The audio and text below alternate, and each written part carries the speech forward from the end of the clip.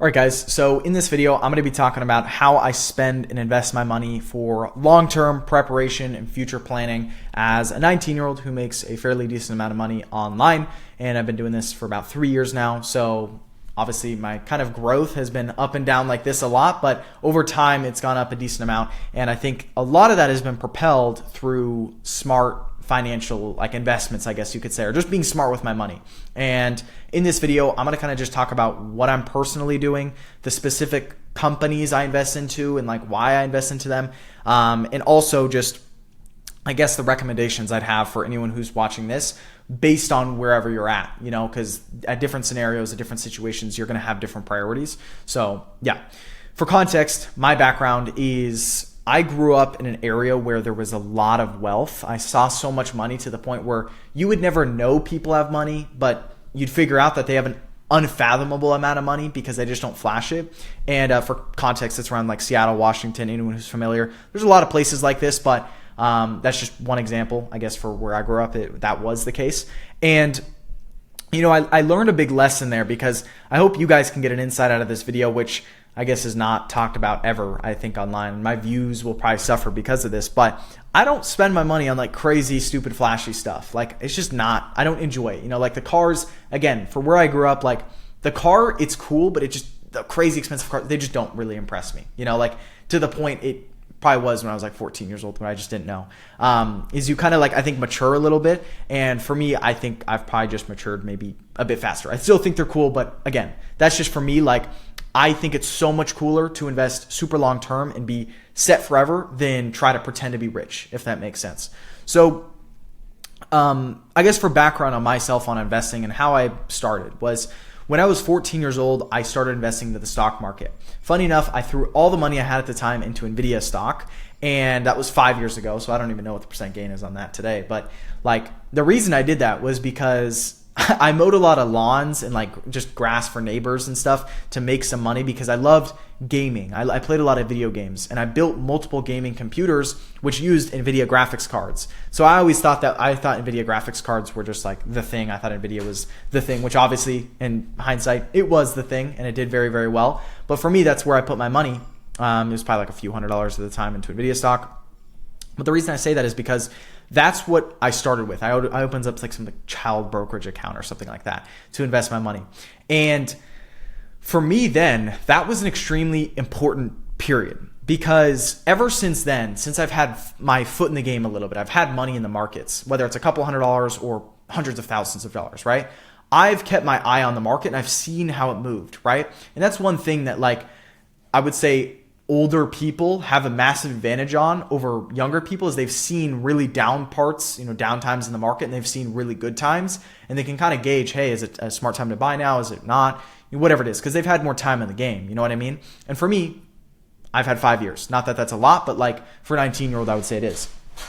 So I've always been investing into the stock market for some context since that age up till today. And in this video, I'm going to talk about kind of what I recommend around there. But if you're watching this video, kind of my recommendations on what you should be investing your money into or how you should be allocating it is obviously very dependent. Everyone's watching, you might be watching this, you're in a very unique situation. So what I'd recommend is everyone, number one, should have some sort of income coming in if they don't already have it. I don't care if you're in school. I don't care if you're 15 years old. Mow lawns or do something to make some money every single month like I was at 13, 14 years old. Eventually I did that to then working in a golf course for a few years. That money funded me buying my first ever course and program for starting an SMMA. That money that I made from my SMMA funneled all the money I invested into many, many other programs, and it's shaped, kind of who I am today, right? So I've spent I've spent six figures definitely on mentorships, investments, courses, all that type of stuff. And every single dollar I've spent there, I can't even really regret it. Okay. Even if it was Iman Gadzhi's course I bought when I was 16 years old, that was worth it. Okay. And the reason it was worth it wasn't even because the knowledge of that course was good, but it was because that was the financial investment I needed to make to put myself in the game a little bit, right? Because when you invest money, you're much more likely to execute on whatever it is you try to invest into. I give the example of it's if you are trying to lose weight and you go with someone you go to a coach or whatever to lose weight, you go to a fitness coach. who charges money compared to someone who doesn't charge money, you're almost always going to succeed more with the person who charges money because you have skin in the game. So for me, I spent like every single time there was like some sort of different level of investments into knowledge, right? Obviously, I'm biased saying this because I sell knowledge, but it's been very pivotal for me, right? Even if the course itself wasn't necessarily great like Iman's, it put me in the game, or I met business partners, or I did certain things, right? So that being said, you need to be making money every single month through something. Now, what you do with that income is extremely important, right? For me today, I don't spend more than like 15% of my income every single month. Of course, that's kind of a luxury just because at a certain point, like it's kind of hard to spend more unless you're trying to be reckless. But try to, number one, invest the majority of your money into whatever's going to propel your business forward if you're trying to start a business. So for example, if it's an AI agency, this could be paid ads. This could be softwares. This could be whatever you think is going to help you scale your business, okay? Because that money is kind of like infinite. You know what I mean? Like whatever amount of money you put into the business is going to make probably far more than it would in investments, sitting in an investment account that makes 15, 20% a year, right? And that's being kind of aggressive. That's actually above average, right? You're going to make a lot, probably more through the business in that case. And that's my experience, right? So majority of your money, you should be putting into whatever the business is. The rest of the money, of course, is going to be for life expenses, you know, whatever it is, rent, living, food, all that type of stuff. That's obviously going to be a big portion of the pie probably for most of you. And then I always want to try to carve out a small percentage, you know, as much of a percentage as possible, but like 10 to 20% if possible, all right? Or maybe even a little bit less, to what's called dollar cost averaging. So this is what I do a lot of today. Dollar cost averaging, DCAing, for those that don't know. This is like putting money into the markets. Specifically, this could be the stock market. Every single week or every single month, you have a fixed amount that you put in that you just don't touch. It comes out of your account and you just let it do its thing and you let it grow. Because like if you really like want to do the math on like how much you want to make at a certain age in your life, you can do the math on like investments you have, right? Because at a certain point, you're going to make 10, 15% on investments every year, or maybe even like lower, like 8% or something like that. And you can kind of backtrack, okay, this is how much money I'll make passively, essentially every single year, just on average through history in the markets. And that's a great way to kind of set yourself up and keep some money aside. And like I said at the start of this video, keep your foot in the game, because when you put money somewhere, you're probably going to have some sort of incentive to look at the markets and keep yourself up to date with news and whatnot. And for me, that's what was extremely pivotal and important for me from age 14 to today, because again, I just have seen the game a little bit. I've seen the markets. I've seen how they move. I'm up to date on the news pretty frequently, and I can make decisions based off that will help me make more money in the future through, I guess, intelligent or smart investing at certain timings, right? Or certain periods. But the best part about dollar cost averaging is you don't got to try to time the market. Every single week, if the market goes up, even if it goes up a ton, right? And you're buying at a super high price, every single week it goes down, you're also buying. So it's like, it's trying to hedge out the chances of you losing, if that makes sense. So that was an extremely big thing for me that I started doing probably about January of last year in 2024 when I was 17 years old. I've been pretty religious about that. I've been doing that all the way from when I started. I think it was around like 10K a month I was investing in the markets, all the way up to today. It's right around like $30,000 a month, I believe. And that for me was extremely smart in retrospect, right? Because last year, not only did I do super well, I made 98% on all of my investments last year. I documented that, showed that in my 2025 goals video. I think for this year, I like recapped last year and I showed a bit of that. But I was betting on a Trump election win, which obviously ended up happening. All the companies I was buying were for that win. So that was, I guess, a little bit of luck. But that ended up happening and it ended up exploding and doing super well. So the whole point in saying this is like, you're going to allocate your budget every single month based on living expenses, business, and actually trying to make the most amount of money possible, so then you can potentially quit that 9 to 5 or that job, whatever it is, if you don't want to do it long term. And then you keep a little slice of that pie to long-term investment building. So you keep an eye on the market, whether that number is big or small that you're investing, and you can just kind of set some money aside. Because I don't even know what the percentage is of people that live paycheck to paycheck, but it's something crazy. I think it's like 50 or 60%. Maybe it's even more. I don't even know, but that's like crazy to me. Like paycheck to paycheck, 1 month goes wrong, what, you're done? You know what I mean? It's just crazy. And I'll also kind of say something as well. Like at the start of this video, I was talking about where I grew up and how that shapes my mind on like investing and whatnot. Like, again, I've bought watches. If we look at the only thing I've bought that's super expensive, it's watches. I've made money on both the watches I've bought and other watches as well. Like I have, this watch was like 60 something thousand dollars, right? I think this is worth like $65,000 or $70,000 now, so I've made money wearing this every single day, and I also like it. It's kind of my thing, right? Like I don't think I've barely seen anyone else on YouTube with this watch before. It's kind of just, I enjoy that, right? That's like a side hobby for me, is these watches. And if I make money at it, great.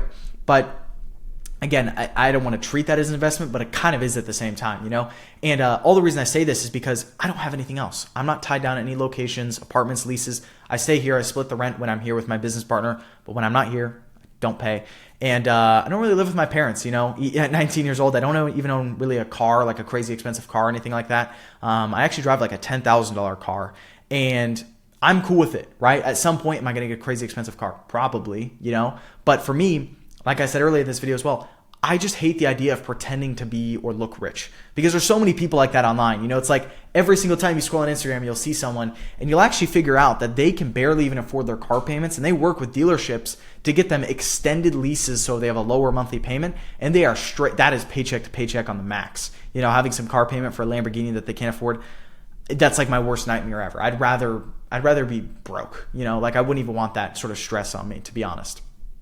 So for me, I've looked always very long term, and an advice I can give, especially when it comes to investing, business, life in general, that I've picked up over just me running my business and talking with a lot of successful people, is stop looking at things so short term. The dollar cost averaging into stocks, I don't even plan on selling these things for 5 to 10 years, even more.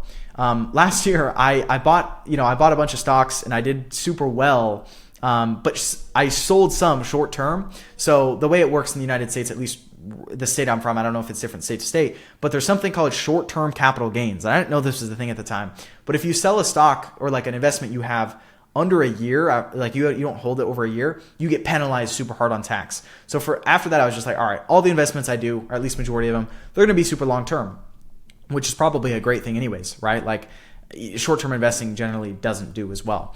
And the whole reason I say this is because in business, in life, in investing, you want to think long term. I think this whole internet space has gotten this like thinking so wrong. And maybe I'm even a part of this thing. And like, again, part of it is because I have to, almost for marketing's sake, but it's like on the other spectrum, there's a real side to it as well, right? Where it's like, stop thinking at things month to month, okay? Like the real successful people out there, they don't even look at things as months. They don't even really look at it years. They look at it decades, right? How is their business going to do in 10, 20, 30 years from now, 5 years from now? And the least they'd look at is 1 year, for example, right? The month to month thing is stupid, right? Because there's going to be months where you have to build, you have to hire people, you have to do that. A lot of right now where I'm in, it's a build phase, okay? Next year, you're going to see me a lot probably because of all the building I'm doing right now.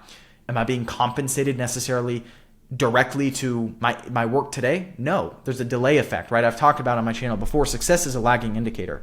So the work you put in today, you sometimes won't bear the fruits of that until 5, 6, maybe even 10 months from now, right?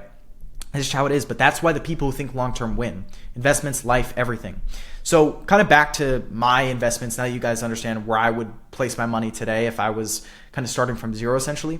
But for me, I'm big into AI, right? That's for me, like my whole business is around AI, okay? So if AI goes anywhere, if it dies or whatever, I'm probably gone, right? I'm probably off the internet because, whatever it is, like my business failed or whatnot. But the reality is I just don't think that's going to happen because we have too many indicators in the world that is signaling AI is going to keep getting bigger, better, and just overall a bigger industry. It's going to be the biggest industry you've ever seen. It's one of those big trends that we rarely see throughout, I guess, history, and we're in one right now. We're actually kind of in the start of it still, to be honest, but it's moving very fast. It's moving probably faster than any other trend we've ever had before.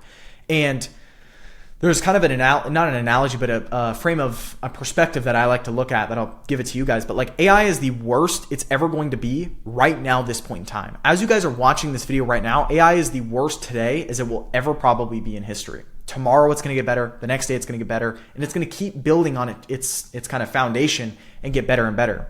So for me, the companies I invest into are very simple. It's all the big AI companies, right?